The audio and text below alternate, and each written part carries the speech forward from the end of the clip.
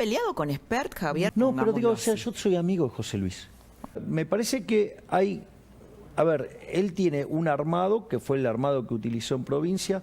Nosotros en Capital tenemos un armado distinto y, digamos, me parece que todavía no son los momentos como para hablar determinadas cosas, y eso lo veremos de cara a cuando ya estemos en la Cámara de Diputados los dos. Bien. Los senadores están desorientados. En general, cuando hay derrotas de la magnitud de las que hubo, hay cambios de clima, ¿no? En el Senado lo tenemos a Mayans y a Anabel Martínez Sagasti, que lideran el Frente de Todos. Anabel Martínez Sagasti, la senadora que responde a Cristina Kirchner y que viene de perder muchas elecciones en Mendoza. ¿Habrá cambios en el Senado? Bueno, Néstor Kirchner, cuando perdió en el 2009 frente a De Narváez, renunció a la presidencia del PJ. Por ahora no pasa nada de eso. Culfas versus Feletti, todos contra todos. Hay un enorme enfrentamiento dentro del Frente de Todos. Esto después lo vamos a hablar con nuestro invitado Javier Milei, que nos vamos a zambullir dentro del cerebro de Milei y le vamos a preguntar todo. ¿Es una alternativa de financiamiento al fondo? ¿Es viable? ¿Sí? ¿No? Bueno, hoy vamos a hablar de esto también con Javier Milei. Libertarios, ¿bronca o cambio de época? ¿Por qué este título? Porque mucha gente dice, bueno, los libertarios son un fenómeno coyuntural, en realidad expresan la bronca de la gente, no se van a instalar, no expresan un cambio de época.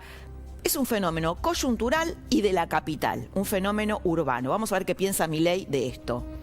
Acaba de ganar José Antonio Kast en Chile en la primera vuelta, un candidato de derecha, de derecha sin culpa, que reivindica a Pinochet. Bueno, puede haber un Kast, o sea, un Milei en el 2023. Creo que hay un tuit de Javier felicitándolo, ¿no? A José Antonio Kast. Felicitaciones por lograr plasmar en votos una propuesta superadora para Chile y que al mismo tiempo lo aleje del socialismo empobrecedor. Viva la libertad, dice Milei. Bueno, tiene Milei, además me contaban que tiene muchos seguidores del otro lado de la cordillera, que tiene fans Milei, que obviamente son los seguidores de Kast. ¿Se puede romper juntos? ¿Por qué esto? ¿Por qué esta pregunta? Bueno, porque dentro de la coalición Juntos por el Cambio, los radicales, la coalición cívica, la mitad del PRO, las palomas a las que Milei llama socialdemócratas y los desprecia y los critica, bueno, se resisten al ingreso de Milei. Podría ser que, obviamente, que las victorias siempre son afrodisíacos que mantienen unidas a las parejas, y Juntos acaba de ganar de un modo contundente. Acaba de ganar y fortaleciendo al centro político, no a los extremos. Pero esta pregunta es la pregunta que va a dominar el debate político los próximos 2 años. Unos arman el mate que toman otros. Esta frase, ¿sabés quién me la contó? Pablo Toussaint, un politólogo muy interesante, que está ahora en los medios bastante de moda. ¿Y sabes lo que dice? Unos arman el mate que toman otros, y esto se lo vamos a preguntar a Javier. Es lo que, a ver, ¿qué significa esta frase? Que en el 2001 la salida fue por la izquierda o la centroizquierda, ¿no? El auge de las asambleas barriales, bueno, Luis Zamora, los piqueteros, pero finalmente quien lideró el proceso que siguió no fue Luis Zamora, fue Néstor Kirchner, un peronista clásico del sur del país. ¿Qué hizo Néstor Kirchner? Tomó algo de ese mundo, de esas ideas. ¿Puede suceder algo así? Que no sea Milei el presidente, pero que sea alguien que tome, o que ni siquiera Milei esté dentro de la coalición opositora, pero sí que esa coalición, si llega a gobernar en el 2023, tome el espíritu de sus ideas, el espíritu de la libertad frente a los abusos del populismo. ¿Podría ser eso? Podría ser. Dice Milei, el Estado es el principal enemigo. ¿Lo podemos escuchar? Que yo filosóficamente soy anarcocapitalista. Es decir, yo veo al Estado como el máximo enemigo, como la peor cosa que existe en el planeta es el Estado. Por lo tanto, sin Estado no habría terrorismo de Estado. Primer punto que habría que contarle al presidente, con lo cual es una contradicción. Bueno, lo que le vamos a preguntar a Javier Milei es: sin impuestos no hay Estado, sin impuestos no hay servicios. ¿Cómo funciona una sociedad así? La trama de esta noche arranca de esta manera. Valenzuela puede venir a defender tu trabajo porque si no vas a marzo, así que te estamos esperando.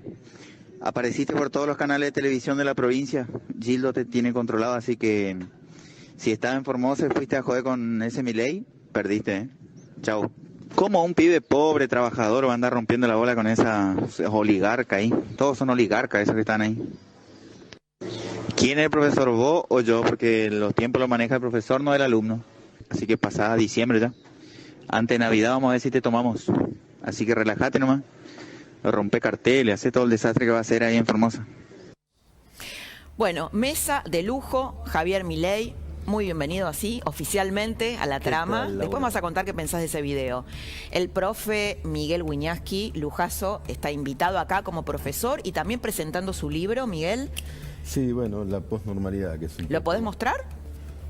Ahí está. La posnormalidad. Bueno, otro ensayo, ¿no? Del profe. Es esto un poco, ¿no? Después de la anormalidad de la pandemia, ¿qué sucede a posteriori? ¿Qué sucede a posteriori? Muy interesante.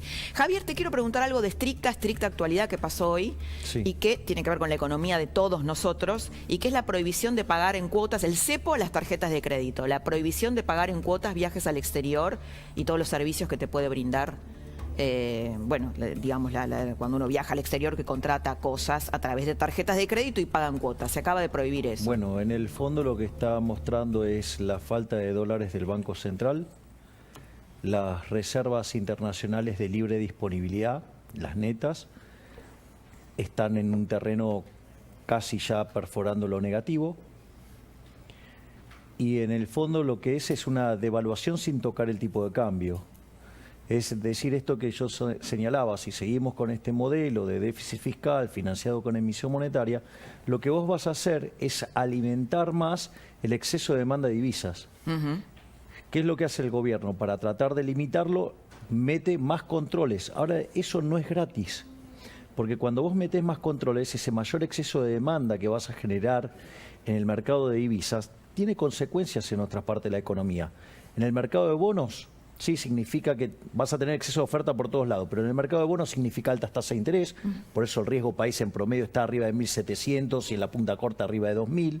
Eso significa que para adelante te va a destruir la inversión, se te van a fugar capitales, esto solo te va a penalizar sobre la actividad económica, que no tiene que ver con el rebote, el gato muerto que estamos viendo a consecuencia del desastre que hicieron el año pasado. Eso impacta en la generación de puestos de trabajo, impacta negativamente en el salario real, implica más pobres, más indigentes. Por lo tanto, es una olla a presión. Es decir, o te va a estallar porque no te lo podés aguantar socialmente, porque las restricciones generan un malestar en el funcionamiento de la economía que la hace invivible y por lo tanto explota, y si liberás también va a explotar. Porque es falso eso cuando te dicen... Entonces, ¿cuál es la salida? Mirá, la única salida posible es hacer un programa de ajuste y poner las cuentas fiscales en orden. Ahora, el punto es que cuando vos carecés de reputación, el programa no es creíble. Y si no es creíble, termina siendo recesivo. La única forma para que ese programa no sea recesivo, o que sea lo menos doloroso posible, en un contexto de un presidente que no le cree a nadie, porque a la mañana dice una cosa, a la tarde otra y a la noche otra, sino que lo que vos necesitarías en ese caso es que además el ajuste recaiga sobre el sector público, que es justamente lo que no quiere hacer el gobierno. ¿Estás peleado con Expert, Javier? No. Hoy me decían en las redes, pregúntale eso. No. No. ¿Y por qué no se quieren juntar? Que nosotros los queríamos juntar acá en la trama. A ver, me parece que hay... A ver, él tiene un armado, que fue el armado que utilizó en provincia, nosotros en Capital tenemos un armado distinto, y, digamos, me parece que todavía no son los momentos como para hablar determinadas cosas, y eso lo veremos de cara a cuando ya estemos en la Cámara de Diputados los dos. Bien, están en terapia de confianza. No, pero digo, o sea, yo soy amigo de José Luis. O sea, es más, hace poco di una charla e hice todo un reconocimiento, porque cuando me hicieron un fuerte reconocimiento por lo que fue la elección reciente, y yo dije que esto está ocurriendo gracias a la labor de Expert durante lo que fue la elección del 2019, que volvió a poner las ideas en el centro del debate. Después te voy a preguntar sobre eso, si no sos, como dijo, creo que Cavallo, como una especie de líder en la batalla cultural por el liberalismo, y hoy se habla de una derecha sin culpas, ¿no? Se habla de la derecha. Quiero mostrarte, Javier, un corte, unas declaraciones de Guzmán que las hizo esta semana. Mirá. Necesitamos acciones de los estados, también desde la política tributaria, para que haya mayor progresividad. Tanto para que los estados cuenten con mayor capacidad para hacer las políticas económicas que necesitan para la recuperación económica, para la reducción de la desigualdad, como de forma directa lograr que no pase lo que viene pasando en el mundo, que es que los ricos se han hecho más ricos y los pobres se han hecho más pobres. Bueno, me parece una declaración fuertemente errada, desafortunada y propia de un saqueador, cosa que siempre he sostenido de este ministro que es de un saqueador, decís, sí, sí, funcional a la casta política, porque lo que está haciendo es, yo te hago una pregunta, ¿vos estás a favor de que la gente sea tratada de igual modo frente a la ley?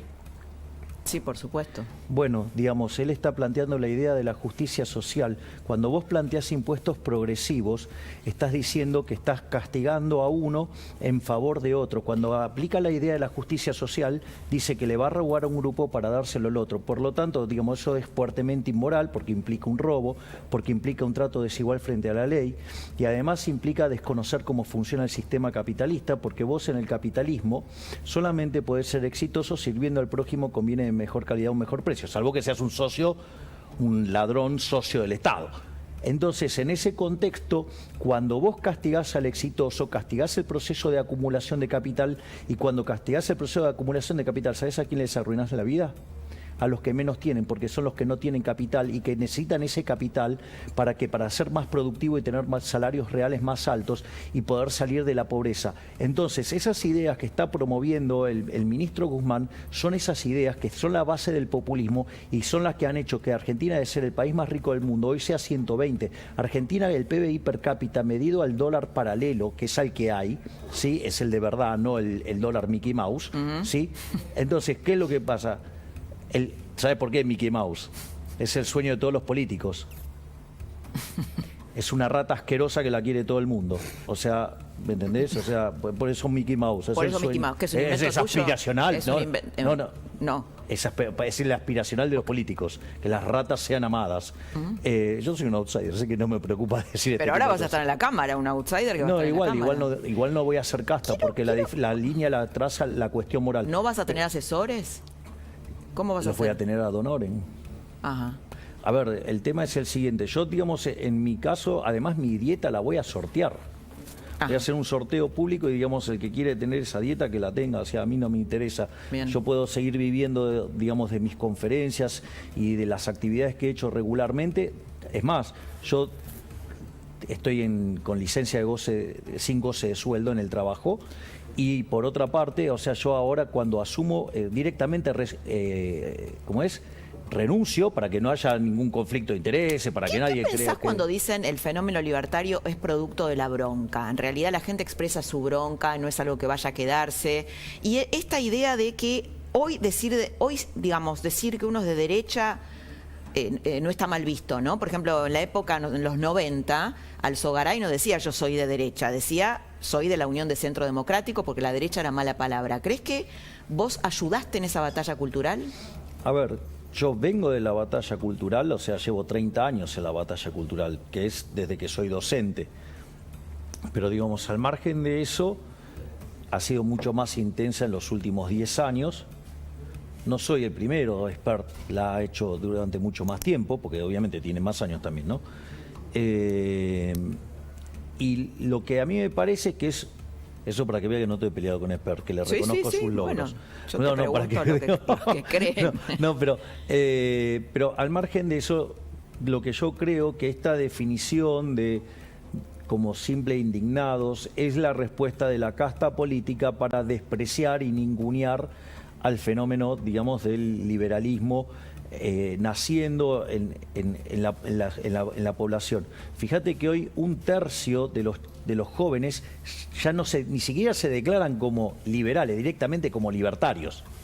Sea un tema no menor. Sí, porque es bueno, como- son jóvenes que no ven futuro, que no ven horizonte. Bien, Y que, bueno, vos le hablás al oído a ese desencanto, ¿no? Bueno, ahí- Pero quiero, porque nos vamos a quedar sin tiempo y te quiero pasar algo que sucedió en Chile. Obviamente, vos coincidís con Kast, lo A ver, apoyaste.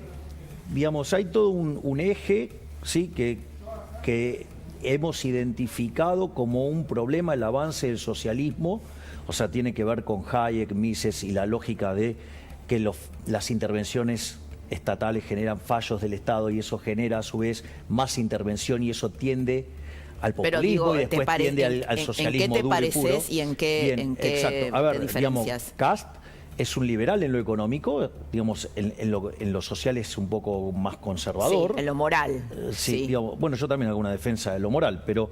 Y en No, algunas pero que él es cosas- más conservador. Exactamente. Ahora, entonces, lo que vos tenés es que hay un foco, ¿sí? de personas que hemos decidido involucrarnos en la política, donde vemos como enemigo al socialismo. Ya sea el caso... O sea, tienen un enemigo común. que se Y- llama el socialismo, que es Bien. la respuesta al Foro de San Pablo. ¿Qué quería el Foro de San Pablo? La Unión Soviética Latinoamericana, ahora están en el Grupo Puebla. Sí. En ese contexto, vos tenés una reacción en Chile, que es Kast, tenés a los liberales y libertarios acá en Argentina, tenés el caso, por ejemplo, no tan, digamos, marcado, pero la calle de Pou en Uruguay, tenés el caso de Bolsonaro en Brasil, tenés lo que era Trump, tenés lo que es Vox en España, donde se identifica como enemigo al socialismo. Bien, te quiero mostrar algo que pasó esta semana en Chile con Kast, que es que uno de sus diputados electos se filtró un video, y quiero una opinión de los dos, de Miguel y tuya, porque además te critican a vos, por ejemplo, Lustó, de que no, digamos que de algún modo desconoces la desigualdad de las mujeres y que hay todo un tema con no reconocer los Parece derechos de las que mujeres. Está flojito con los números, Lustó. Bueno, no fue un buen ministro de Economía, ¿no? Bueno, pero Dejó al mirá lo país que al pasó- borde de un estallido social. Mira lo que pasó en Chile. Este es un diputado electo por el Partido Republicano, lo que dijo, y hoy Kast está en problemas y me gustaría que me contaras qué pensás de esto. O sea, un cambio importante y que debería suceder si no. A ver, lo que pasa es que también tú tienes ahí una especie de esquizofrenia. Las mujeres dejan de ir al parque a trotar porque tienen miedo de inmigrantes que las pueden violar, pero siguen votando por los mismos partidos que están trayendo a esa gente. Y tú realmente te preguntas si el derecho a voto fue una buena idea.